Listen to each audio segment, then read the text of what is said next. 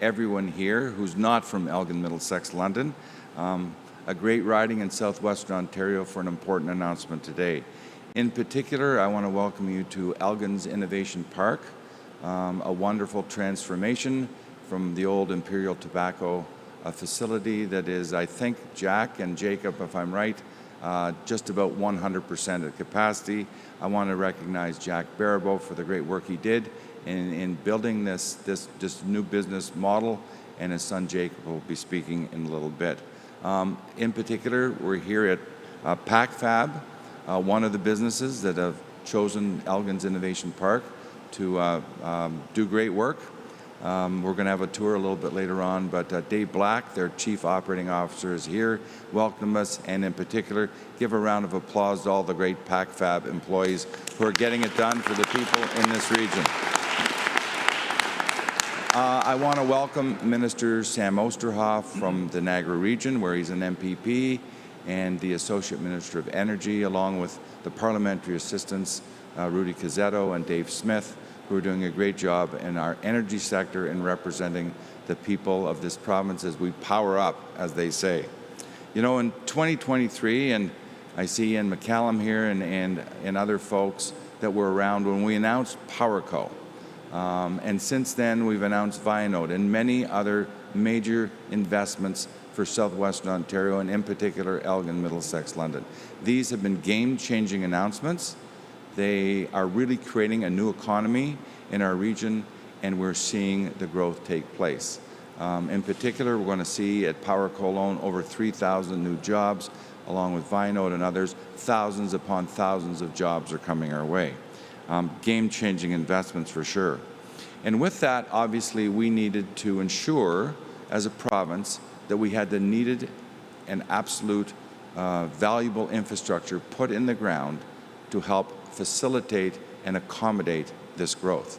So whether it's water, whether it's wastewater, whether it's policing, firefighting, healthcare, education, or whatever it may take, and today we're going to talk about electricity, but we need that important infrastructure to facilitate this growth. We're a growing province, 16.3 million people today. In particular, in London and surrounding regions, we've grown over 40,000 people in the last few years. Last year alone, and I'm seeing Emily Bradshaw back here, make sure I have the number right, but we announced over $1 billion of new infrastructure of all the things I talked about for Elgin, Middlesex, London. Important investments indeed. So I've got three needs I want to mention before we get on with the program. First of all, we need up to 90% more electricity in this region by 2050. 2050, 90% more electricity. That's massive infrastructure need. We need, secondly, to produce or procure this crucial capacity, electricity capacity, especially during our peak periods of demand. And third, we need to remain competitive. We need to keep costs down. We need to keep affordability on the menu. Premier Ford has said time and time again, we're going to compete, but we have to do so affordably, and really that's what today's announcement is about. So on behalf of all the residents of Elgin, Middlesex, London, Sam, thank you for choosing Elgin, Middlesex, London to make this announcement. And at this point in time, I would like to introduce Chuck Farmer, the Executive Vice President of the Power System Development of IESO, who's going to give some great remarks and tell us a little story about why we are growing and why we need this demand here in southwestern Ontario. Over to you, Chuck. Thank you.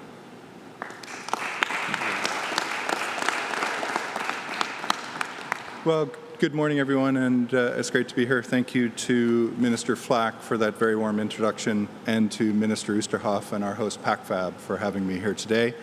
I am Chuck Farmer. I'm the Executive Vice President of Power System Development at the Independent Electricity System Operator. And Ontario's electricity system is undergoing a period of profound transformation. Our forecasts show that demand will grow significantly in the coming decades, driven by economic development, our growing communities, and the continued electrification of industry and our everyday life. And we need to be ready to meet that demand and power new growth, and that will mean making generational investments to expand Ontario's diverse supply mix And we're taking on that challenge through a cadenced approach to procurement, securing new resources that will be ready to meet that demand as it appears. This work is well underway, with the ISO competitively procuring thousands of megawatts of new electricity supply in the past 4 years, including the largest storage procurement ever in Canada. And now it is my pleasure to turn the mic over to Associate Minister Oosterhoff to tell you how we are building on these successful procurements to date. Thank you. Well, thank you very much, Chuck. Good morning, everyone. It is a true pleasure to be here, and I need to just acknowledge the incredible facilities that we're in as a testament to this community's tenacity and growth. The opportunities that are arriving in places like southwestern Ontario, I think, are typified by what we're seeing in Elgin and surrounding areas, in Elmer, and of course out to St. Thomas and other areas that are now really experiencing a renaissance. And a lot of that work is because of the leadership of local champions that you have here. I have to acknowledge Minister Rob Flack, a friend of mine, a friend of Niagara's as well, who's come down many times, and now to have the privilege to be able to join you here in your beautiful constituency to share some good news is very important. Chuck, you and your team do fantastic work at the ISO. We're grateful for your professionalism, your expertise, and your dedication. I have to acknowledge Jacob Barabo, the VP for Elgin Innovation Center. I know you're going to be speaking in a few minutes, and I'm excited to hear you share with us. The work that we do wouldn't be possible without so many folks in the industry, and I have to acknowledge Colin Anderson with the Association of Power Producers of Ontario for his members' leadership on ensuring that we have the power that we can take for granted sometimes, and none of that work would be possible without parliamentary teams at Queen's Park who seek to bring forward strong policy. And I need to acknowledge David Smith and Rudy Cazzetto, the parliamentary assistants who are joining us and who have just been crucial in advocating for, again, reliable, secure, affordable power. It's a beautiful day to be here in Elgin County as we share another step forward in the plan of Minister Stephen Lecce and our entire government to protect Ontario, to build a more competitive, resilient, and self-reliant economy. That's what the Premier is advocating for every single day, and one of the key areas, of course, in ensuring that resilience and reliability is energy. We know that energy demand will increase significantly over the coming decades, some estimates up to 90% in a high-growth scenario, and we're seeing high-growth scenarios play out across this province. Now, as we are in the midst of ongoing geopolitical changes, it's more important than ever to reinforce Ontario's electricity grid so that the families, the workers, the businesses, the industries that are here behind me as well are protected and powered by affordable electricity. We've seen our economy continue to grow at a rapid pace, and southwestern Ontario is a prime example of that. From the auto parts manufacturers who continue to move into this region, as well as growth in just a couple of kilometers away, or I guess more than a couple, but a few kilometers down the road in Leamington, Ontario, with the agricultural communities that are continuing to expand. They rely on a reliable electricity supply that can power that growth. The leadership and vision of our Premier, Doug Ford, and the Minister of Energy and Mines, Stephen Lecce, is crucial to advancing that project. Unlike the former Liberal government, who caused a 300% increase in hydro rates over the course of their term, we're following the Auditor General's recommendations and moving to competitive procurements. It harnesses the power of the market to ensure greater transparency, stronger accountability, and ultimately better long-term value for ratepayers. What does that mean? It means cheaper hydro than we would otherwise have had. It's by advancing competitive procurement that we are able to support the plan to protect Ontario as a key part of energy for generations. The long-term approach to ensuring our province has reliable, affordable power that it needs to be energy secure and also to drive growth, to protect jobs, and to support families. The integrated approach of the energy plan that we have here in the province is the first in Canada.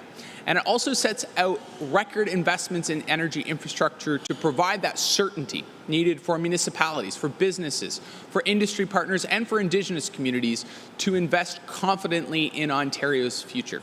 They need to know that on the very hottest of days in the summer, the very coldest of days in the winter, the power will be there when and where we need it. Today, I'm pleased to share some of the results of the second long-term procurement, LT2, which we introduced to build on the success of recent competitive procurements like the first long-term procurement, LT1. We're very innovative with our titles for these procurement programs. We also have the expedited long-term request for proposals, ELT1. These initiatives together consist of the largest battery storage procurement in Canada, nearly 3,000 megawatts of battery storage secured and 1,000 megawatts of natural gas generation, our insurance policy that will enter Ontario's grid in the coming years by 2028. This is enough power to power approximately 4 million homes. 4 million homes during peak demand periods will support the province's growing population and economy. Now, as demand for electricity rises, Ontario remains an island of stability. We've seen the analysis from neighboring jurisdictions who are running short on electricity supply. But because of this work, we are building out a procurement system that will secure long-term system reliability and affordability for generations to come, not just thinking in terms of 4-year electoral cycles, but in terms of generational change. That's why today I'm excited to announce that we have secured the lowest cost electricity capacity procurement in Ontario's history. 640 megawatts in 3 selected projects under the capacity stream of the second long-term request for proposals. These projects will provide enough capacity to power approximately 640,000 homes across the province. And especially during periods of peak electricity demand, they will strengthen grid reliability by maximizing our energy infrastructure. The 3 projects have been awarded 20-year contracts. Commercial operations are expected to begin by May 1st of 2030. Through these projects, we have procured capacity at a price that is substantially lower than any of the capacity resources that were previously procured. The new battery storage capacity resources are 36% lower cost than the battery storage secured earlier through the ELT1 capacity procurement and 16% lower than the most recent LT1 capacity procurement. This is reinforcing, again, the importance of competitive procurements in driving down costs and securing our energy future. Together, these projects were selected using robust incentives to emphasize sole Canadian ownership, citing outside of prime agricultural areas and emphasizing Northern Ontario. Now, importantly, we're marrying the opportunities of the North to the manufacturing might of the South. Equally importantly, all of these projects have received strong municipal support. Each of them includes First Nations partners with at least 50% equity ownership, helping to ensure that communities share directly in the economic benefits. What does this mean? Well, it means we're not only delivering solutions for the energy needs that we see in regions like southwestern Ontario, like Elgin Middlesex today, but also building out an energy system to support jobs, community development, and ultimately growth for decades to come. Across the 16 projects in the energy and capacity streams, this round of procurements has secured enough energy to power over 280,000 homes for a year and enough capacity to power a combined total of over 1,750 or 1.725 million megawatts of new electricity supply. With additional rounds to follow, we're going to keep that momentum going because we're advancing the largest energy expansion plans in our history. New nuclear, new transmission infrastructure, new energy efficiency programs putting money back into the pockets of hardworking families, and investments in emerging clean energy technologies. This is because of the vision that the Premier has articulated and Minister Lecce has articulated, working tirelessly to keep Ontario safe, to protect our province, but also to keep life affordable, to make Ontario the most competitive place to live, to work, and to grow business, powered by clean and reliable energy. Today's announcement, although it's an important milestone, and as we continue this work, wouldn't happen without the incredible leadership of so many of our team at Queen's Park. And I have to acknowledge a couple of the folks who have really helped to lead that charge, delivering energy infrastructure that our province needs to create jobs and attract more investment, and the independence of our electricity system. I want to thank everyone who's been involved in making this reality and turn this over to someone who's led the charge, and that, of course, is Parliamentary Assistant Rudy Cazzetto. Welcome. Thank you. Thank you, Minister Oosterhoff, for that introduction. And I'm honored to be here and Minister Flack's riding here in London. Thank you for inviting me here today. And I want to thank PacFab for having us here today.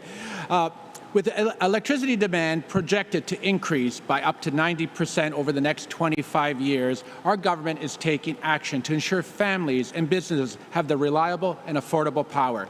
Today, here in London, we have secured 640 megawatts of new energy storage capacity, enough electricity to support a city the size of London. This investment will make our electricity grid more reliable, flexible, and resilient as we continue to build homes, support growing communities, and attract major investments and good-paying jobs across the province. Projects like Volkswagen and other expanding industries need dependable power, and this procurement will help ensure Ontario has the energy capacity needed to power a growing community for years to come. And I want to thank you all for being here today. And with that, I would like to introduce Parliamentary Assistant David Smith up to the podium. Good morning and thank you. I want to thank Minister Flack for inviting me here to Elgin, London, his strong riding, and I know that he's a man that never sleeps. He seems to keep London going. And Associate Minister, you're an amazing Associate Minister, are on all fronts working as a team with PA and Minister Lecce to bring this message very clear. This morning, I was happy to meet Mr. Dave Black, the CEO, and Chuck. You guys are great welcomers, and I'm very happy and delighted. You've heard what's going on, and I know that we sat down and had conversation about expanding beyond the auto sector.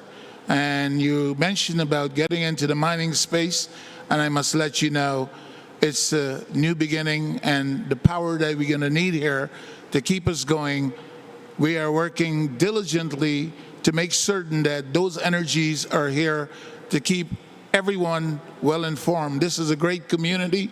Everyone that I met and spoke with here this morning indicate that, and we have to realize that energy is a major growth to the economy. And if we are looking at 90% more electricity, we are working to make certain that we can meet those growing demands to keep places like this open. And I want to thank Jacob, I haven't seen him, and his dad for allowing us in the place and space and talk about some of the history of this place. And I can see the conversion. I love it, the fact that you start from the bottom and you're rising and rising, and there's many more times for opening of more business in the sector that you're in. I'm actually blown away because I spent just a few short minutes, but I can tell you I like to see economic growth, and we are going to deliver the power that I think this community needs. I want to thank the extended staff for the work that you guys are doing around here. I just went through the first door, and I can tell you I'm impressed. I would have never thought that Tesla, Hyundai, Toyota, and other places are doing work in a small county like Elgin, where we would not think it's happening. So I want to thank each and every one of you for being here and supporting this worthy cause. And we're going to be there every step of the way through our ministry and Premier Ford to make certain that the energies and the things that you need here are in place to increase those productivity. Thank you very much. Now I'll invite Jacob Barabo, the Vice President of the Elgin Innovation Centre, to bring a few remarks as well. Yeah, thank you, Minister Oosterhoff, for inviting me up here. As the Minister mentioned, my name is Jacob Barabo, and I'm here on behalf of the Elgin Innovation Centre. I believe this is a very fitting place for today's announcement. We're here in Elmer, in the heart of southwestern Ontario's manufacturing region. We're a powerhouse for manufacturing here. Investments like PowerCo battery plant is just 15 minutes down the road. But more importantly, this building itself is a good example of what can happen when you give businesses the right conditions to grow. My father and his business partners bought this facility in 2010 when it was an empty tobacco warehouse and cigarette manufacturing plant. They could have torn it down, but instead they saw an opportunity and they had a vision for what it could become. And they did the hard work to make it happen.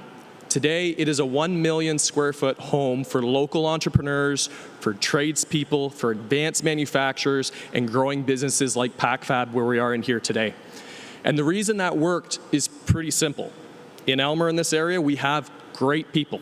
We have strong work ethic, we have access to affordable space, and we have access to reliable, affordable power.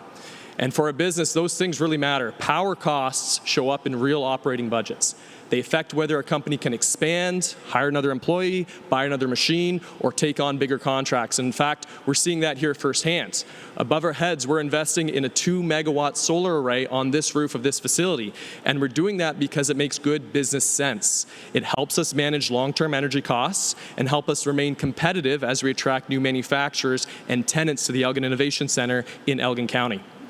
That's the reality businesses are facing today. Energy isn't just a utility bill anymore. It's becoming a competitive advantage. And in today's economy, with tariffs, trade uncertainty, and rising costs, the ability to say yes to growth opportunities matters more than ever. If Ontario wants to keep attracting businesses here and building things here, we need to stay focused on the basics: affordable power, reliable infrastructure, skilled workers, and communities that are ready and willing to grow. Growth isn't easy, and that's why announcements like this really matter. They show that Ontario is planning ahead to make sure businesses have the electricity they need, not just for today, but for years down the road. So I want to congratulate Mr. Flack, Minister Oosterhoff, and everyone involved in this work today. Thank you for focusing on the fundamentals that help businesses grow, create jobs, and keep communities strong. And I also like to again thank PacFab for opening up their doors and allowing us to host this thing relatively short notice. So thank you very much, and thank you everybody for being here today.